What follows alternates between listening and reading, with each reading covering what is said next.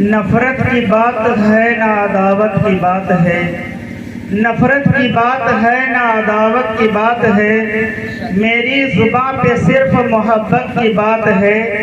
اس دور انتشار میں آپس کی دشمنی، اس دور انتشار میں آپس کی دشمنی، قندیل دوستی کے جلاؤ کو باتیں۔ بے شک بہت۔ میرے محترم معزز علماء اکرام، اسٹیج پر بیٹھے ہوئے سبھی علماء اکرام اور میرے علاقے قرب و جوار کے میرے بزرگ، میرے دوست، میرے بھائی اور میری پیاری ماں اور بہنوں، دیکھیے یہ پروگرام ایک عظیم الشان پروگرام ہے جو حضرت مولانا شبیر صاحب دامت برکاتہم العالیہ اس گاؤں کے مدرس ہیں۔ انہوں نے بڑی جفا کشی اس کے لیے کی، کئی بار کوششیں کی اور اللہ تعالیٰ نے ان کی کوششوں کو برآور فرمایا اور یہ آج آپ کے سامنے یہ پروگرام منعقد ہوا۔ تو میرے بھائی زیادہ تمہیدی گفتگو نہ کرتے ہوئے میں آپ حضرات سے پہلی درخواست تو یہ کرتا ہوں کہ جو حضرات چل رہے ہیں اس مقصد کے لیے آئے ہیں، آپ حضرات جلسے گاہ کے اندر تشریف رکھیں، اور اس لیے کہ ہر کام بلا مقصد کے نہیں ہوتا ہے، اس کا کوئی نہ کوئی مقصد ہوتا ہے۔ تو میرے بھائی بلا کسی تمہید کے میں اپنی بات یہاں سے شروع کرتا ہوں۔ یہ جلسہ تعلیمی بیداری و اصلاح معاشرہ کے عنوان سے منعقد کیا گیا ہے، جیسا کہ آپ بینر کے اوپر دیکھ سکتے ہیں۔ تو میرے بھائی دو عنوان ہیں، ایک تعلیمی بیداری، ایک اصلاح معاشرہ، اور یہ اتنے عظیم عنوان ہیں۔ ابھی آپ علماء اکرام کی زبان سے قرآن و حدیث کی روشنی میں اس کو سماعت فرمائیں گے۔ چند منٹ کے لیے، چند لمحوں کے لیے آپ کے سامنے لب کشائی کرنے کی جسارت کر رہا ہوں۔ تو میرے بھائی سب سے پہلے اصلاح معاشرہ۔ اصلاح معاشرہ ایک چھوٹا موٹا نہیں بلکہ ایک عظیم عنوان ہے، یعنی اصلاح معاشرہ کا مطلب یہ ہے کہ معاشرے کے اندر، جیون کے اندر، زندگی کے اندر جو کمیاں ہیں، برائیاں ہیں، ان کو گنایا جائے اور اس سے اجتناب کرنے کا وعدہ کرایا جائے۔ اصلاح معاشرہ کا مطلب یہ ہے۔ تو میرے بھائی ایک عظیم عنوان ہے، اگر مہینوں اس پر بات کی جائے تو شاید کہ دن تو مہینے کے پورے ہو جائیں گے، سال کے بھی دن پورے ہو جائیں گے، لیکن ہماری اور آپ کی کمیاں پوری نہیں ہوں گی۔ تو میرے بھائی چند چیزوں کو آپ پھوٹ میں باندھ لیجئے اور انشاءاللہ یہاں سے اٹھ کر کے ہمیں جانا ہے تو ان پر عمل کرنا ہے۔ سب سے پہلی چیز تو یہ ہے، آج ہمارے معاشرے کے اندر، آج ہماری امت کے اندر، آج مسلمانوں کے اندر جو سب سے بڑی کمی آئی ہے وہ ایمان کی کمزوری ہے، وہ ایمان کی کمزوری ہے۔ آج ہمارا بھروسہ اللہ سے اٹھ کر کے غیروں کے اوپر زیادہ ہو گیا، جس کی وجہ سے آج ہماری دعائیں قبول نہیں ہوتی، آج ہم اور آپ در در کی ٹھوکریں کھاتے پھر۔ حالانکہ اگر عزائم کر لیں، اللہ سے عقیدے کو مضبوط کر لیں، ایمان مضبوط کر لیں، اللہ سے جو دعا کریں گے، جو نیت میں آئے گا، اللہ تعالیٰ اس کو پورا کرے گا۔ تو انشاءاللہ سب سے پہلے ہم اپنے ایمان کو مضبوط کریں گے۔ اور ایمان کس بات کا ہے؟ ایمان اس بات کا ہے کہ ایمان کے جتنے اجزاء ہیں، ایمان بہت سے جزوں سے مل کر بنا ہے۔ ایمان ایک چیز نہیں، ایمان کی بہت سی شاخیں ہیں۔ سب سے پہلی شاخ یہ ہے میرے بھائی کہ ہم اور آپ سب سے پہلی پابندی کریں معاشرے کے اندر نماز۔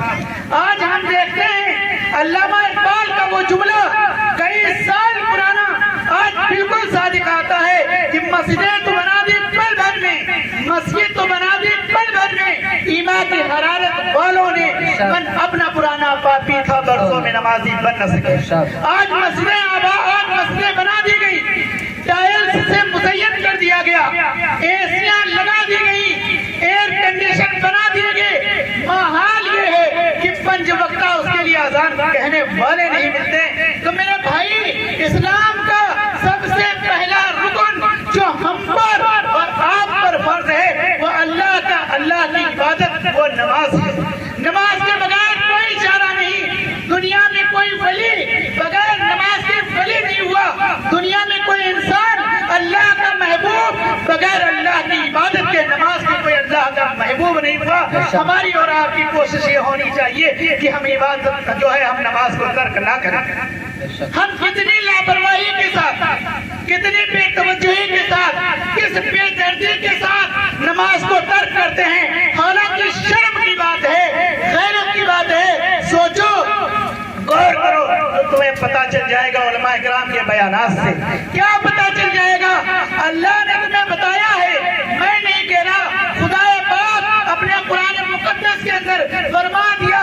کیا فرمایا؟ وما خلقت الجن والانس الا لیعبدون.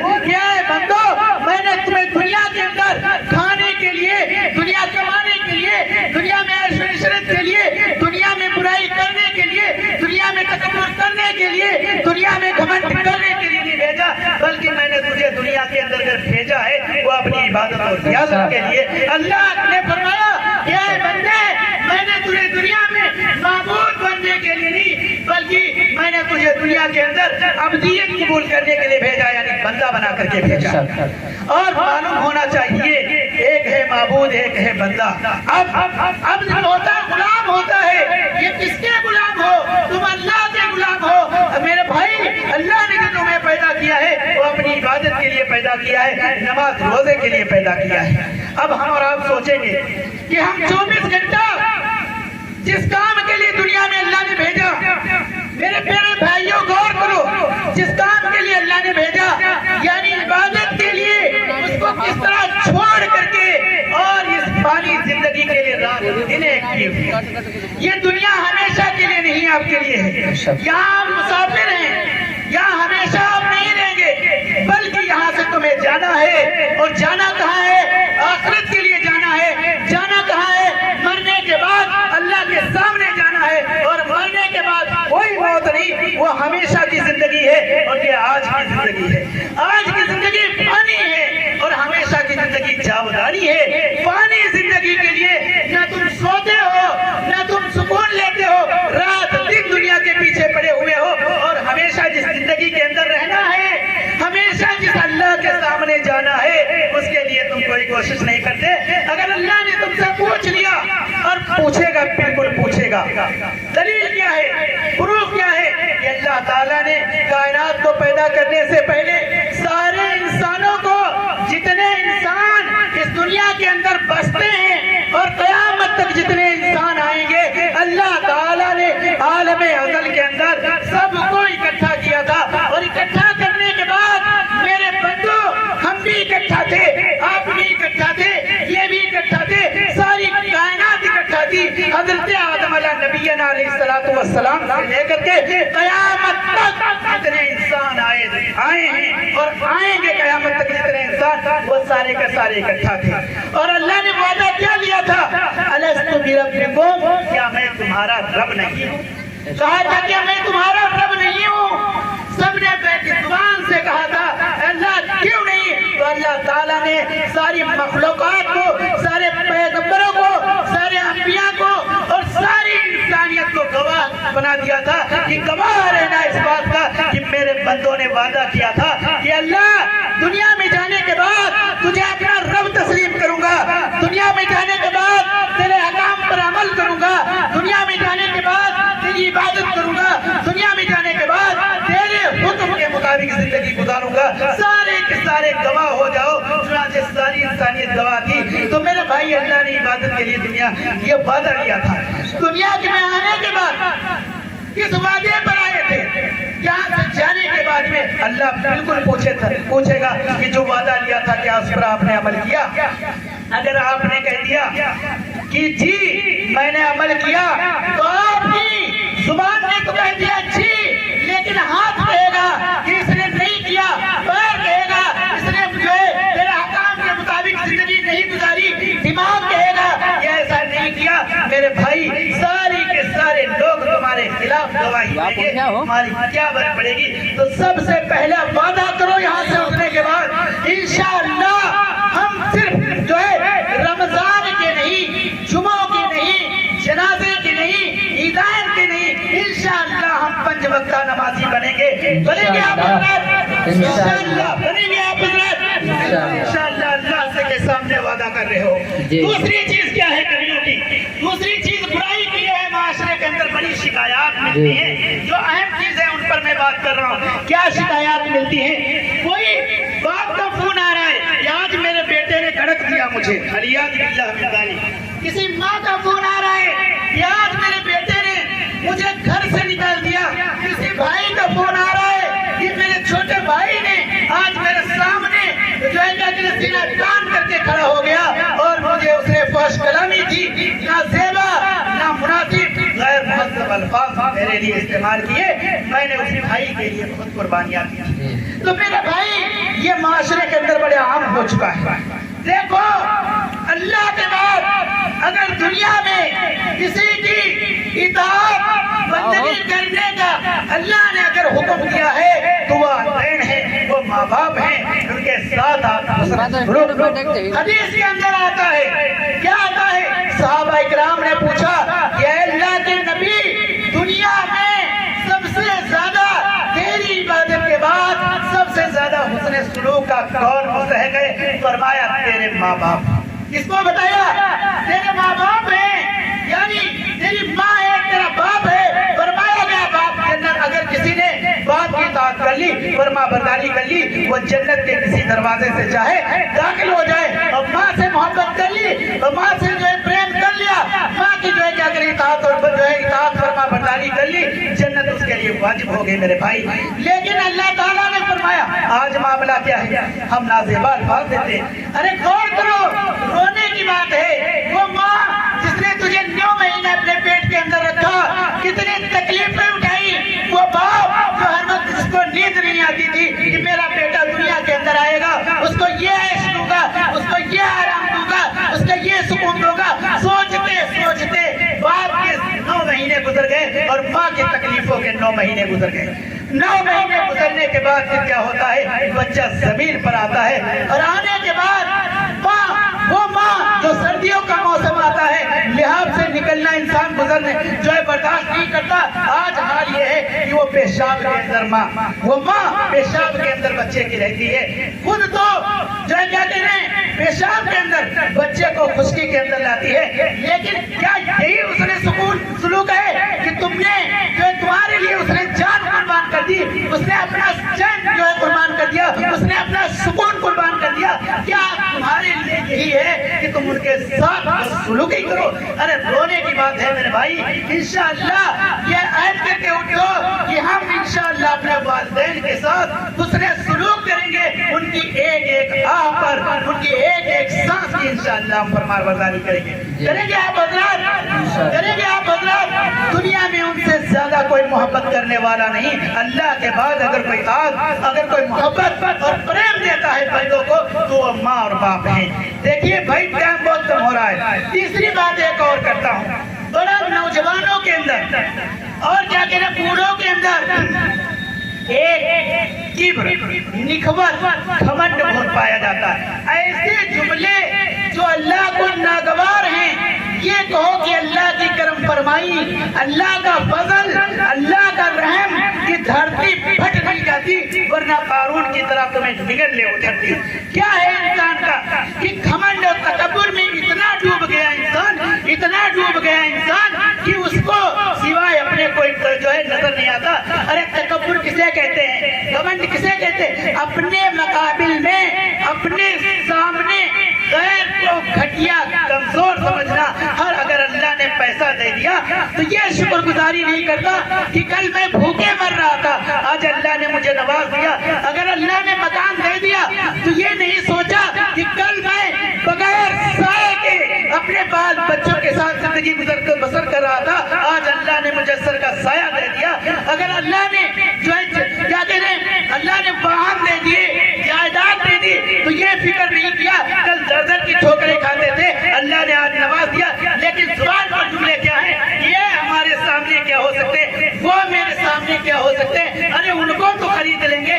یاد رکھنا وہ خدا جو تجھے دینے والا ہے، ان جملوں کی وجہ سے وہ اللہ چھین بھی سکتا ہے۔ من تواضع للہ رفعہ اللہ، جو اللہ کے لیے عاجزی کم ترین ہے، جو ہے کیا کریں، جو اللہ کے لیے عاجزی اختیار کرے گا، کم ترین اختیار کرے گا، اپنے اللہ جو اپنے کو اللہ کا چھوٹا بندہ سمجھے گا، سمجھے کہ نہیں، رفع اللہ تو اللہ اسے بلندیوں پہنچا دیں گے. اور جو شخص تکبرا اللہ, جو تکبر کرے گا, گھمنڈ کرے گا, کبر کرے گا اپنے اندر اور بڑائی اپنے اندر لائے گا, وضع اللہ, یاد رکھ وہ خدا جس نے تجھے بڑا بنایا تھا کل وہ 10 گز زمین کے اندر تجھے دھسا بھی دے گا. تو میرے بھائی اپنے اندر بڑائی ختم کرو, اپنے کو کمزور کمتر جو ہے بندہ محسوس کرو, اور بچوں کو جو ہے وہ اللہ تبارک و تعالیٰ کی طرف سے میرا کوئی اختیار نہیں. تو انشاءاللہ اس پر عمل کریں گے.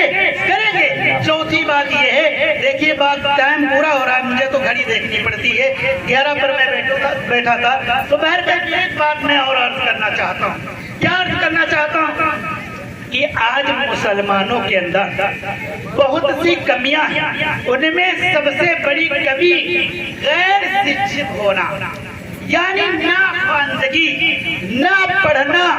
بھائی اپنے معاشرے کے اندر آج ہم دنیا کو دیکھتے ہیں کہ شکشا کے اندر, تعلیم کے اندر کہاں سے کہاں تک پہنچ گئے, لیکن ہم اور آپ جو آج چو نہیں رینگتی, ہم کوشش نہیں کرتے کہ اپنے بال بچوں کو پڑھا کر کے ایک ٹائم کا کھائیں, ایک ٹائم کا پیٹ کاٹ کر کے ان بچوں کے مستقبل کو, ان بچوں کے بھوش کو اور ان بچوں کے مستقبل کی تابناکی کو سامنے رکھتے ہوئے ان پر کوشش کریں.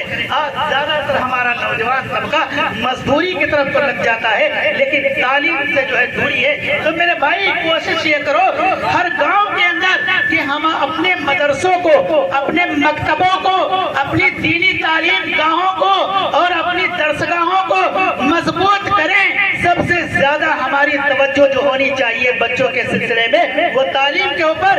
یاد رکھنا یہ سلسلہ دنیا کا نہیں ہے, کل اس کے بارے میں بھی اللہ کے ہاں پوچھ ہوگی. اللہ تم سے پوچھے گا کہ اے بندہ, اے بندے, تو نے اپنے بچے کو کتنی تعلیم دی جو آج ضلالت و گمراہی کے اندر چلا گیا.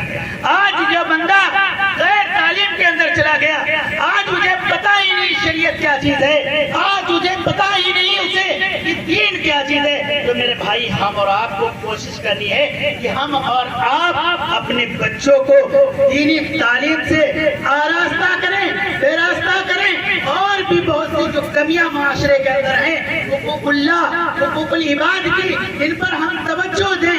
یہ دنیا کی میرے بھائی زندگی چند روزہ ہے, کوئی پتہ نہیں, آنکھ کم بند ہو جائے کوئی بھروسہ نہیں. نہ بچے ساتھ, نہ بال بچے ساتھ, نہ پریوار ساتھ, کوئی نہیں جائے گا, صرف تنہا ہمیں جانا پڑے گا. تو انشاءاللہ ہم اور آپ کوشش کریں گے انشاءاللہ کہ ہم دین پر عمل کریں گے اور اللہ کے بتائے ہوئے طریقوں پر عمل کریں گے, حقوق اللہ, حقوق العباد پر عمل کریں گے. تو بھائی یہ مدرسہ جو چل رہا ہے, آخر میں چند جملے میں کہنا چاہتا ہوں. جناب مولانا شبیر صاحب بیچارے بڑے ہی مخلص اس علاقے کے اندر بہت کام کر رہے ہیں. ہم لوگ تو ایک بہتو ہیں, یہاں وقت پڑا تو آ گئے. مولانا مستقل طور پر مولانا اور مولانا جیسے میرے نہ جانے سر کے تاج علماء اکرام یہاں پڑے ہوئے ہیں جو آپ حضرات کی خدمت کرتے ہیں, اس گاؤں کے اندر پڑھا رہے ہیں. گاؤں والوں کی ذمہ داری ہے, علاقوں والوں کی بھی ذمہ داری ہے کہ مولانا کا خیال رکھا جائے. اور جہاں پر جو کام کر رہے ہیں, مدرسے کو قائم کیا ہے, تو مدرسہ نام کوئی عمارت کا نہیں ہے تو آپ نے پڑھ رکھا ہے, لیکن عمارت کی ضرورت زندگی ہے. اس لیے کوشش کریں آپ حضرات کہ ہر طرح سے اس مدرسے کی عمارت بھی ہونی چاہیے تاکہ بچوں کو تعلیم کے اندر کوئی پریشانی نہ ہو. اور یہ عمارت ایسی نہیں, یہ نیت ہونی چاہیے کہ اللہ تعالیٰ قیامت تک اس سلسلے کو باقی رکھے. تو انشاءاللہ سبھی حضرات کوشش کریں گے اس کے لیے, بالکل کوشش کریں گے اس کے لیے. انشاءاللہ سب کی ذمہ داری ہے, مولانا آپ کے ساتھ ہیں, انشاءاللہ اس کے لیے کوشش کریں گے. انہی باتوں پر میں اپنی بات کو ختم کرتا ہوں. دونوں جہاں کی کامیابی گر تمہیں درکار ہے, دونوں جہاں کی کامیابی گر تمہیں درکار ہے. ان کا دامن تھام لو جن کا محمد نام ہے. وآخر دعوانا